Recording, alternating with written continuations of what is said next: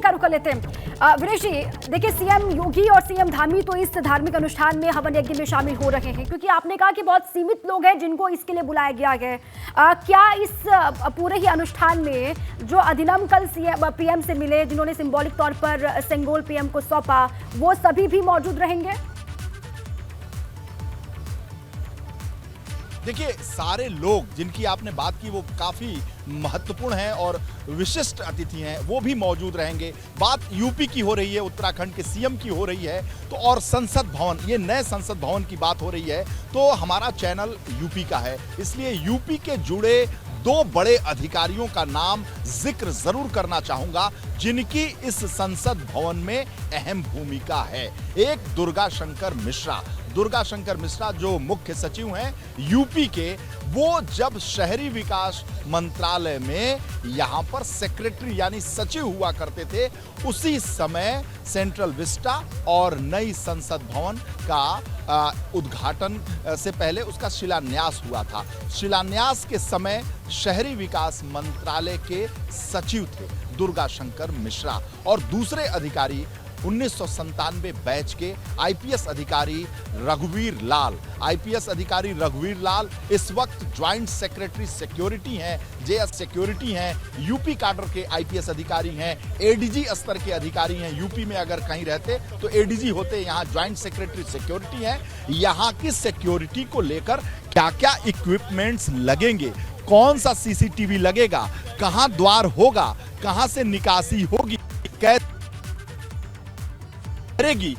कैसे कैसे खतरे आधुनिक समय में बने हैं, बढ़े हैं, इसके लिए विदेश दौरे Israel, America, London, Australia, France जाकर वहां पर विशेषज्ञों से बात करके रघुवीर लाल ने यहाँ की सिक्योरिटी के एक एक पहलू को तलाशा है, तराशा है, देखा है, समझा है और एक एक इक्विपमेंट को लगाने का काम किया है, क्योंकि इस वक्त वो ज्वाइंट सेक्रेटरी सिक्योरिटी हैं, सुरक्षा का दारोमदार इनके ऊपर है। कारण यह है कि जब संसद भवन पर अटैक हुआ था उस समय सिक्योरिटी का वो तंत्र नहीं था, बहुत सारे तंत्र बाद में विकसित किए गए, लेकिन नए संसद भवन में आधुनिक समय में जिस तरीके से सुरक्षा का खतरा मंडराया है, बढ़ा है, ताकि यहाँ प्रधानमंत्री, विपक्ष के नेता और तमाम मंत्री यहाँ मौजूद रहते हैं, इसलिए आधुनिक समय में सिक्योरिटी का क्या पहुंच चुके हैं वीरेश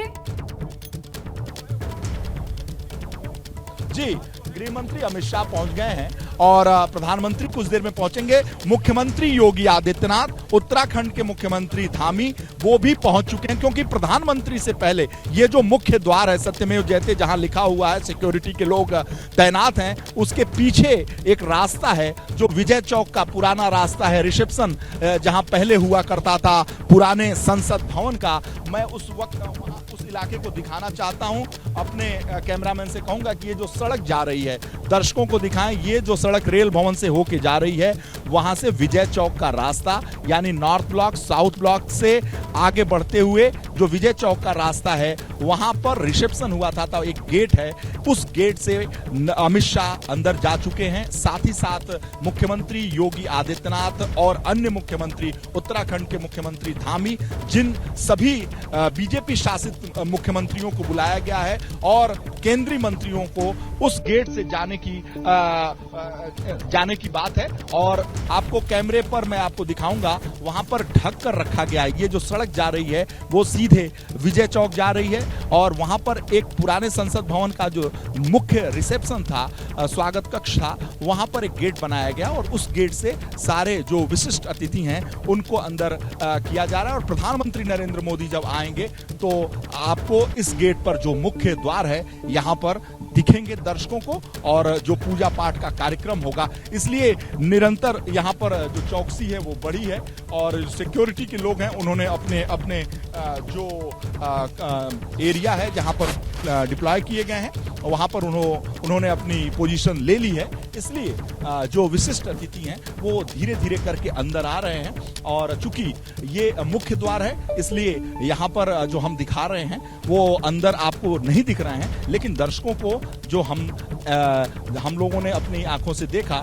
वो मैं दिखा सकता हूं, क्योंकि सिक्योरिटी का यहाँ पर बिल्कुल आज का दिन सिर्फ इन तस्वीरों की अहमियत का है। वीरेश, आपके कैमरे से इन जानकारियों को हम लगातार दर्शकों तक साझा करेंगे, लेकिन एक सवाल बेहद लाजमी है, नए संसद की जरूरत क्यों पड़ी? देखिए, कुल मिलाकर के 100 साल पुराना संसद भवन है। पुराना संसद भवन ग्रेड ए श्रेणी का है। काम करने वाले लोगों की अब संख्या बढ़ गई है। आने वाले वक्त को देख करके देखा जाए तो संख्या कई गुना बढ़ गई थी। पुराने भवन के मूल डिजाइन का कोई अभिलेख नहीं है। पुराने भवन में नए निर्माण को देखें, अस्थायी रूप से किए गए थे, और पुराने संसद भवन में अधिक दबाव था। आवश्यकताओं को पूरा करने में वो कैपेसिटी नहीं थी, सक्षम नहीं था। सांसदों के बैठने की जगह बड़ी संकीर्ण थी।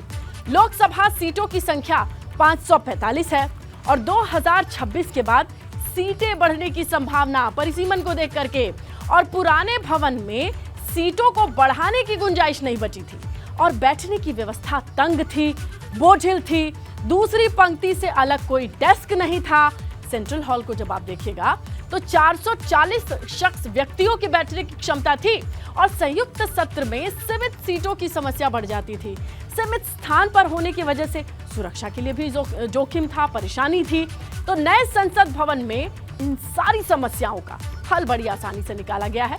ना सिर्फ वर्तमान को देख करके, भविष्य को सोच करके भी इस भवन का निर्माण किया गया है, ताकि जब देश आगे बढ़े और जिस तरीके से आगे उसे बढ़ना चाहिए, तो संसद भवन भी तैयार रहेगा। आने वाले विकसित भारत की तस्वीर सिर्फ तस्वीरों में नहीं रहेगी, उसे जमीन पर उतारा गया है।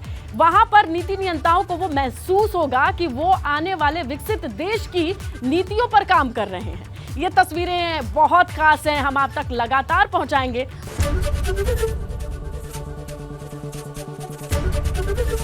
एबीपी गंगा, खबर आपकी, जुबान आपकी।